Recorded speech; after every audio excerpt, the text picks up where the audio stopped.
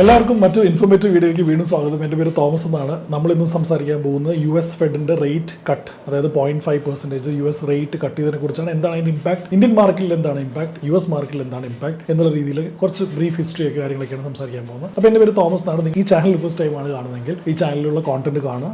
അത് വാല്യൂബിൾ ആയിട്ട് നിങ്ങൾക്ക് എന്താണെന്ന് തോന്നും. അങ്ങനെയാണെങ്കിൽ ഈ ചാനൽ സബ്സ്ക്രൈബ് ചെയ്യുക. ചാനൽ സബ്സ്ക്രൈബ് ചെയ്യുന്ന കൂട്ടത്തിൽ ഡെഫിനറ്റ്ലി ബെല്ലൈക്കൺ പ്രസ് ചെയ്യുക. അറ്റ് ദ സെയിം ടൈം താഴെ നമ്മളൊരു വാട്സ്ആപ്പ് ചാനൽ ലിങ്ക് കൊടുത്തിട്ടുണ്ട്. അപ്പോൾ ക്യൂറേറ്റഡ് ആയിട്ടുള്ള ഫൈനാൻഷ്യൽ റിസർച്ച് കോണ്ടന്റ് വാട്സ്ആപ്പ് ചാനലിൽ നമ്മൾ ഷെയർ ചെയ്യണമായിരിക്കും. അപ്പോൾ ഡെഫിനറ്റ്ലി നിങ്ങൾ ആ ചാനലിലും സബ്സ്ക്രൈബ് ചെയ്യുക. അപ്പോൾ സ്ട്രേറ്റ് അവേ നമുക്ക് പോയിന്റിലേക്ക് ഇറക്കാം. US റേറ്റിന്റെ ഹിസ്റ്ററി എടുത്ത് നോക്കുകയാണെങ്കിൽ കൊറോണ സമയത്ത് ഭയങ്കര ഫൈനാൻഷ്യൽ ആയിട്ടുള്ള പ്രശ്നങ്ങളുള്ള സമയത്ത് US റേറ്റ് താത്തി കൊണ്ടുവന്ന് 0.6% വരെ ആക്കി. അപ്പോൾ എന്ത് സംഭവിച്ചു എന്ന് വെച്ച് കഴിഞ്ഞാൽ അത് കഴിഞ്ഞ് ഫോളോ ചെയ്തത് വലിയൊരു ഇൻഫ്ലേഷനാണ്. കാരണം 0.6 ലോൺസും കാര്യങ്ങളൊക്കെ അവൈലബിൾ ആണ്. നിങ്ങൾക്ക് അറിയാമല്ലോ, എല്ലാവരുടെയും കയ്യിൽ കൂടെ പൈസ കാണും. ആ പൈസ അവർ മാർക്കറ്റിൽ സ്പെൻഡ് ചെയ്യുകയും ചെയ്യും. അപ്പോൾ അതിനനുസരിച്ചുള്ള ഇൻഫ്ലേഷൻ കൂടി എന്ന് പറഞ്ഞാൽ ചില്ലറ കൂടുതലൊന്നും ആയിരുന്നില്ല. 1% നിന്ന് 9.5% വരെ ഇൻഫ്ലേഷൻ കൂടി. അപ്പോൾ എന്ത് സംഭവിച്ചു? 9.5% US ഇൻഫ്ലേഷൻ എന്ന് പറയുന്നത് കംഫർട്ടബിളി ഒരു 15-16% ഇന്ത്യ ഇൻഫ്ലേഷൻ നമുക്ക് വേണമെങ്കിൽ കമ്പയർ ചെയ്യാം. ഒന്ന് ആലോചിച്ച് നോക്കിയേ, ഇന്ത്യയിലെ ഇൻഫ്ലേഷൻ 15-16% ആണെങ്കിൽ എത്ര ത്രെട്ടനിങ് ആയിരിക്കും. അതുപോലെ US ഇൻഫ്ലേഷൻ 9.5% ആയപ്പോൾ അത് US മാത്രമായിരുന്നില്ല threatening, entire global economic threatening ആയിരുന്നു. സ്വാഭാവികമാണ്,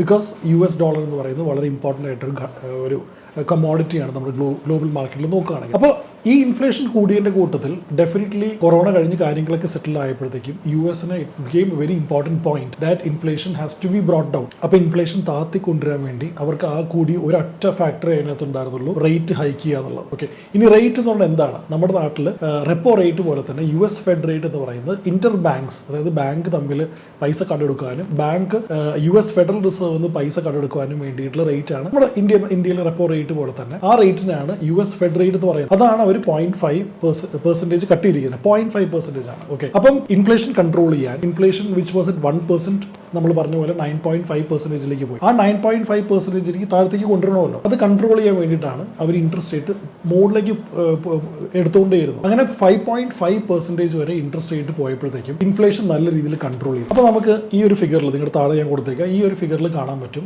0.1% നിന്ന് ഇൻഫ്ലേഷൻ എങ്ങനെയാണ് കയറി 9.1% ആയതും അവിടുന്ന് റേറ്റ് ഹൈക്ക് ചെയ്ത് US റേറ്റ് കയറ്റി 5.5% ആയപ്പോൾ, ഇതാണ് ആ 5.5% ആയ സെനാരിയോ.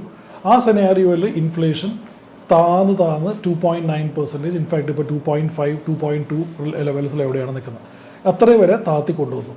അപ്പോൾ ഇൻഫ്ലേഷൻ താന്നു എന്ന് പറയുന്നത് തന്നെ റിസഷനെ വലിയൊരു എസ്കേപ്പ് ആയിരുന്നു. അതായത് റിസഷൻ ഒരു വളരെ എവിഡൻ്റ് ആയിട്ടൊരു റിസഷൻ അവിടെ വന്നായിരുന്നു. ആ റിസഷൻ എന്താണെന്ന കാര്യങ്ങളൊക്കെ നമ്മൾ വളരെ ഡീറ്റെയിൽ ആയിട്ട് വേറൊരു വീഡിയോ ചെയ്തിരുന്നു. ആ വീഡിയോ നിങ്ങൾ കാണാത്തവരാണെങ്കിൽ ഞാൻ ഈ മുകളിൽ ലിങ്ക് കൊടുത്തേക്കാം, ആ വീഡിയോ ഒന്ന് കയറി കാണും. അപ്പോൾ അങ്ങനെ ആ റിസഷൻ റിസ്ക് അവിടെ അവോയ്ഡ് ചെയ്യുകയും ചെയ്തു. ഇനി ഇൻഫ്ലേഷൻ ഇങ്ങനെ താന്നു വരുമ്പോഴത്തേക്കും ഇനി അവരുടെ ആവശ്യം എന്ന് പറയുന്നത് റേറ്റ് കട്ട് ചെയ്യുക എന്നുള്ളതാണ്. അപ്പോൾ റേറ്റ് കട്ട് ചെയ്യുമ്പോൾ എന്തൊക്കെയാണ് ഗ്ലോബൽ മാർക്കറ്റ്സിലും ഇന്ത്യൻ മാർക്കറ്റ്സിലും US മാർക്കറ്റിൽ ഇമ്പാക്ട് നമ്മൾ മനസ്സിലാക്കുക. ഏറ്റവും ആദ്യം നമുക്ക് US മാർക്കറ്റിൽ കടക്കാം. അപ്പോൾ US മാർക്കറ്റിൽ റേറ്റ് കട്ട് ചെയ്യാൻ ഉദ്ദേശിക്കുന്നത് വീണ്ടും ലോൺസ് ചീപ്പർ ആവുക എന്നുള്ളതാണ്. Housing loans, personal loans, business loans എന്ന് പറയേണ്ട എല്ലാ ലോൺസും ചീപ്പർ ആവുക എന്നുള്ളതാണ്. ഹൗസിംഗ് ലോൺസ് EMI എന്ന് പറയുന്നത് അവിടുത്തെ വലിയൊരു കൺസേൺ ആയിരുന്നു, US മാത്രമല്ല കാനഡയിൽ. അപ്പോൾ അത് കുറേ കൂടി ചീപ്പർ ആവുക എന്നുള്ളതാണ് ഏറ്റവും ആദ്യത്തെ പോയിന്റ് എന്ന് പറയുന്നത്. ഇനി അതിന്റെ സബ്സിക്വന്റ് ആയിട്ടുള്ള സെക്കൻഡ് പോയിന്റ് എന്നാണ്, ഹോം ലോൺസ് ചീപ്പർ ആകുമ്പോഴത്തേക്കും എല്ലാ ആൾക്കാരുടെ കയ്യിൽ എമൗണ്ട് കൂടുതലുണ്ടാവുമല്ലോ. EMI പേ ചെയ്യുന്ന 10 രൂപയായിരുന്നെങ്കിൽ ഇപ്പം 5 രൂപയെ പേ ചെയ്യുന്നുള്ളെങ്കിൽ ആ എക്സ്ട്രാ 5 rupees നമ്മുടെ കയ്യിൽ ഉണ്ടാവുമല്ലോ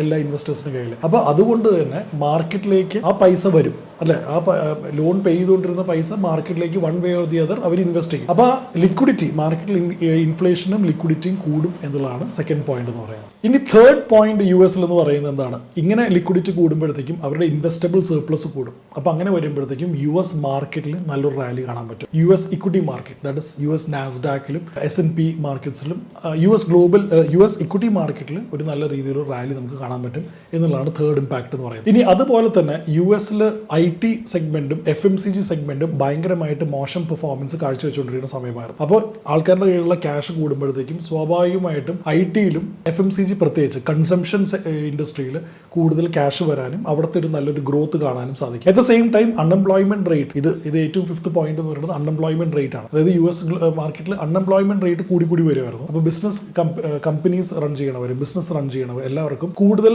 ഇൻട്രസ്റ്റ് പേ ചെയ്യേണ്ടാത്ത ആവശ്യം വരുമ്പോഴത്തേക്കും അവർ ഈ എമൗണ്ട് എടുത്ത് ബിസിനസ് ഡെവലപ്മെന്റ് സ്പെൻഡ് ചെയ്യുമല്ലോ. അപ്പോൾ ആ ബിസിനസ് ഡെവലപ്മെന്റ് സ്പെൻഡ് ചെയ്യുമ്പോൾ അൺഎംപ്ലോയ്മെന്റ് റേറ്റ് കുറയാനും കൂടുതൽ ആൾക്കാർ എംപ്ലോയിഡ് ആവാനും ഉള്ളൊരു ചാൻസ് അവിടെ ഉണ്ട്. ഇത്രയുമാണ് US മാർക്കറ്റിലെ ഇമ്പാക്ട് എന്ന് പറയുന്നത്. ഇനി നമുക്ക് ഇതിന്റെ ഇന്ത്യൻ മാർക്കറ്റിന്റെ ഇമ്പാക്ട് എന്താണെന്ന് മനസ്സിലാക്കാം. ഇന്ത്യൻ മാർക്കറ്റിൽ US മാർക്കറ്റിൽ നടക്കുന്ന പോലെ തന്നെ ഇന്ത്യൻ മാർക്കറ്റിൽ ഒരു റാലി ഇക്വിറ്റി മാർക്കറ്റിൽ സെൻസെക്സിലും നിഫ്റ്റിയിലും അങ്ങനെ വേണ്ട എല്ലാ equity mid cap small cap എല്ലാ സെഗ്മെന്റ്സിലും ഒരു റാലി നടന്നേക്കാം. പക്ഷേ ഇപ്പോൾ ഒരു ഇമീഡിയറ്റ്ലി നമുക്കൊരു പ്രോഫിറ്റ് ബുക്കിംഗ് എക്സ്പെക്ട് ചെയ്യാം. കാരണം for the last 2-3 months for that matter last 18 months ആയിട്ട് തന്നെ സ്റ്റോക്ക് മാർക്കറ്റ് ഭയങ്കര വലിയൊരു റാലിയിലാണ്. അപ്പോൾ അതിനെ കൊണ്ട് ഒരു ചെറിയൊരു പ്രോഫിറ്റ് ബുക്കിംഗ് ആദ്യമോ അത് കഴിഞ്ഞിട്ട് വീണ്ടും നല്ല രീതിയിലൊരു ഗ്രോത്ത് വരാം. അതിന്റെ കാരണം എന്ന് പറഞ്ഞത് കൂടുതലും FIIs അതായത് ഫോറിൻ ഇൻസ്റ്റിറ്റ്യൂഷണൽ ഇൻവെസ്റ്റേഴ്സിന് US ഡോളറിൽ ഇൻട്രസ്റ്റ് റേറ്റ് കുറയുമ്പോഴത്തേക്കും മുമ്പത്തെ പോലെ 3.5% ഒന്നും കിട്ടാത്ത സ്ഥിതിക്ക് അവർ ഇൻട്രസ്റ്റ് റേറ്റ് ഇവിടെ കുറഞ്ഞു വരുവാണല്ലോ. അപ്പോൾ അങ്ങനെ വരുമ്പോഴത്തേക്കും അവർ എമേർജിംഗ് മാർക്കറ്റ്സിലേക്ക് പൈസ കൊടുക്കാൻ നോക്കും. അപ്പോൾ എമേർജിംഗ് മാർക്കറ്റ് എന്ന് പറയുമ്പോൾ ഗ്ലോബലി തന്നെ India one of the best emerging markets ആണ്. അതുകൊണ്ട് തന്നെ ഇന്ത്യൻ സ്റ്റോക്ക് മാർക്കറ്റിലേക്ക് FIIസിന്റെ ഇൻഫ്ലോസ് കൂടും എന്നുള്ളതാണ് ഇന്ത്യൻ മാർക്കറ്റിലെ ഫസ്റ്റ് ഇമ്പാക്ട് എന്ന് പറയുന്നത്. ഇനി ഇന്ത്യൻ മാർക്കറ്റിലെ സെക്കൻഡ് ഇമ്പാക്ട് എന്ന് പറയുന്നത് ഇന്ത്യൻ മാർക്കറ്റിൽ വലിയൊരു പെയിൻ പോയിന്റ് ആയിരുന്ന IT സെഗ്മെന്റ് എന്ന് പറയുന്നത് IT സെക്ടർ. അതായത് കൊറോണ കഴിഞ്ഞ് ഒരു ചെറിയൊരു റാലി കണ്ടെങ്കിലും IT സെക്ടർ ഇപ്പോഴും അതിന്റെ ഫുൾ പൊട്ടൻഷ്യൽ പെർഫോം ചെയ്തിട്ടില്ല. അതിന്റെ കാരണം എന്ന് പറയുന്നത് ഓൾമോസ്റ്റ് എല്ലാ കമ്പനീസും except for happiest mind technologies അങ്ങനത്തെ 1-2 കമ്പനീസ് ഒഴിച്ചു കഴിഞ്ഞാൽ 95% of Indian IT sector profitability comes from the US market. അപ്പോൾ US മാർക്കറ്റിൽ നല്ല കാര്യങ്ങൾ നടക്കുമ്പോഴത്തേക്കും ഇന്ത്യൻ IT സെഗ്മെന്റ് നല്ല രീതിയിൽ പെർഫോം ചെയ്യും. ഈ ഇന്ത്യൻ IT സെഗ്മെന്റിന്റെ ഒരു പ്രത്യേകത എന്ന് പറഞ്ഞാൽ close to 20-25% of the total Indian market ആണ് ഇന്ത്യൻ IT സെഗ്മെന്റ് എന്ന് പറയുന്നത്. അപ്പോൾ ഇന്ത്യൻ IT സെഗ്മെന്റ് പെർഫോം ചെയ്യുമ്പോഴത്തേക്കും സ്വാഭാവികമായിട്ടും ഇന്ത്യൻ മാർക്കറ്റ് പെർഫോം ചെയ്യാനുള്ള ചാൻസ് ഭയങ്കര കൂടുകയും ചെയ്യും. ഇതാണ് ഇന്ത്യയിൽ രണ്ടാമത്തെ എഫക്ട് എന്ന് പറയുന്നത്. ഇനി മൂന്നാമത്തെ എഫക്ട് എന്ന് പറയുന്നത് റുപ്പിയാണ്. റുപ്പി കുറച്ചും കൂടി സ്ട്രെങ്തൻ ചെയ്യും. At the same time dollar ഇച്ചിരി കൂടി വീക്കൻ ആവുകയും ചെയ്യും ഗ്ലോബൽ എക്കണോമിയെ കൺസിഡർ ചെയ്യുമ്പോഴത്തേക്ക്. അപ്പോൾ റുപ്പി സ്ട്രെങ്തൻ ചെയ്യുമ്പോഴും ഡോളർ വീക്കൻ ചെയ്യുമ്പോഴും അതിന്റെ കോൺസിക്യൂട്ടീവ് ഇമ്പാക്ട് എന്താണ്? ഓയിൽ പ്രൈസിന്റെ മുകളിലാണ് അല്ലേ. അപ്പോൾ ഓയിൽ കുറച്ചും കൂടി ചീപ്പറായിട്ട് ഇന്ത്യക്ക് കിട്ടും. അതുപോലെ ഇന്ത്യയുടെ കറണ്ട് അക്കൗണ്ട് ഡെഫിസിറ്റ് കുറച്ചുകൂടെ കുറഞ്ഞു വരും. കറണ്ട് അക്കൗണ്ട് സർപ്ലസ് ആയി മാറാനുള്ള ചാൻസ് ഇന്ത്യക്ക് കൂടി വരും. ഇതൊക്കെ പറയുമ്പോൾ നമ്മളൊരു കാര്യം ഇമ്പോർട്ടൻ്റ് ആയിട്ട് മനസ്സിലാക്കേണ്ടതെന്ന് വെച്ചാൽ US മാർക്കറ്റിൽ ഇൻട്രസ്റ്റ് റേറ്റ് ഒറ്റ തവണയല്ല അവർ കട്ട് ചെയ്യാൻ പോകുന്നത്. ഇനി അവർ കട്ട് ചെയ്യും. ഈ കട്ട് ചെയ്യുന്ന കാര്യം ഡിസ്കൗണ്ട് ചെയ്യും. മാർക്കറ്റ് ഡിസ്കൗണ്ട് ചെയ്യുക എന്നുള്ളത് മാർക്കറ്റിന് അതൊരു യൂഷ്വൽ കാര്യമായി മാറും. അപ്പോൾ അടുത്ത പ്രാവശ്യം കട്ട് ചെയ്യുമ്പോഴും ഇതേപോലെ മാർക്കറ്റ് റാലി ചെയ്യാനും ഇതേപോലുള്ള പോസിറ്റീവ് ന്യൂസ് കാണാനൊന്നും ചാൻസ് ഇല്ല. കാരണം മാർക്കറ്റ് ഓൾറെഡി അതൊക്കെ ഫാക്ടർ ചെയ്ത് കഴിഞ്ഞു. അതും ഇതിനകത്തൊരു ഇമ്പോർട്ടൻറ്റ് കാര്യമാണ്. അപ്പോൾ ഇത്രയും കാര്യങ്ങളാണ് നമ്മൾ ഇന്ന് മനസ്സിലാക്കിയത്. എന്താണ് US ഫെഡ് റേറ്റ് കട്ടിന്റെ ഇമ്പാക്ട് എന്ന്. നിങ്ങൾ ഇത് യൂസ്ഫുൾ ആയിട്ട് തോന്നി ഞാൻ വിചാരിക്കുന്നു. നിങ്ങളുടെ എല്ലാ ഫ്രണ്ട്സിനും ഫാമിലിയിലും ഇൻവെസ്റ്റേഴ്സിനും എല്ലാവർക്കും നിങ്ങൾ ഷെയർ ചെയ്യുക. ബാക്കി എന്തെങ്കിലും കാര്യങ്ങൾ നിങ്ങൾക്ക് ഡൗട്ട്സോ ക്ലാരിഫിക്കേഷൻ ഉണ്ടെങ്കിൽ താഴെ ഞാൻ ഒരു നമ്പർ കൊടുത്തേക്കാം. ആ നമ്പറിലേക്ക് വിളിച്ചു കഴിഞ്ഞാൽ നിങ്ങൾക്ക് ഒരു ഫ്രീ ഫൈനാൻഷ്യൽ പ്ലാനിംഗ് സെഷനും കൂടി കിട്ടും. At the same time, you can clarify all your doubts. So thank you so much for watching. Thomas Burgess signing off.